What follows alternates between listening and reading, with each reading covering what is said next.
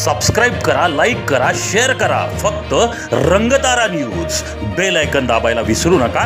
निर्भीड आणि निष्पक्ष रंगतारा न्यूज. परमपूज्य सेवागिरी महाराजांच्या या संजीवन समाधीचा रथोत्सव आहे. 77वा रथोत्सव आहे. त्यानिमित्तानं मला इथं सहकारी आमदार मान्य महेश दादा आणि ट्रस्टचे डॉक्टर साहेब आपले सुरेशजी जाधव आणि सर्वांनी बोलवलं त्याबद्दल त्यांचे आभार मानतो.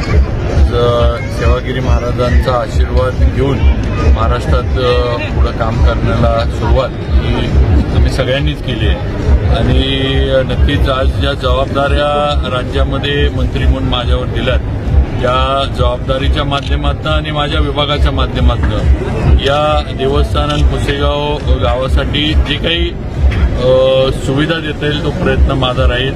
थोडंफार आता जी चर्चा झाली की रिंग रोडच्या बद्दल काहीतरी निर्णय झाला पाहिजे कारण त्यासाठी पण मी महेश दादा आणि आम्ही प्रयत्नशील राहू. माझी विनंती हीच आहे की ग्रामस्थांनी पण आम्हाला सहकार्याची भूमिका घ्यावी कारण नुसतं एकतर्फी काम होऊ शकत नाही. सर्वांनी सहकार्य केलं तर स्पीडनं हे काम होऊ शकतं आणि नक्कीच महेश दादांबरोबर दादांच्या मार्गदर्शनाखाली आमदार म्हणून ते इथं काम करतात त्यामुळे त्यांना बरोबर घेऊन हा प्रश्न जो आहे तो लवकरात लवकर आम्ही संपवू.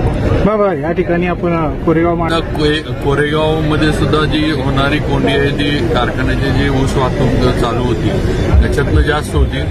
त्याच्यासाठी पण काही मार्ग म्हणजे योग्य काय पर्याय काढता येतात का त्याच्यासाठी काही वेगळे उपाय करता येतात का हा मी थोडाफार अभ्यास करून त्यावर नक्की निर्णय घेऊ. कारण कालच मला वाटतं एक बातमी होती की ते ऊसाच्या वाहतुकीमुळे मुलीचा काहीतरी ऍक्सिडेंटमध्ये मृत्यू झाला किंवा असं जे आहे. पण नक्कीच महेशदादांना बरोबर घेऊन कोरेगावच्या पण वाहतूक कोंडीवर आम्ही मार्ग काढू. सार्वजनिक बांधकाम विभाग ह्यात लागेल ती मदत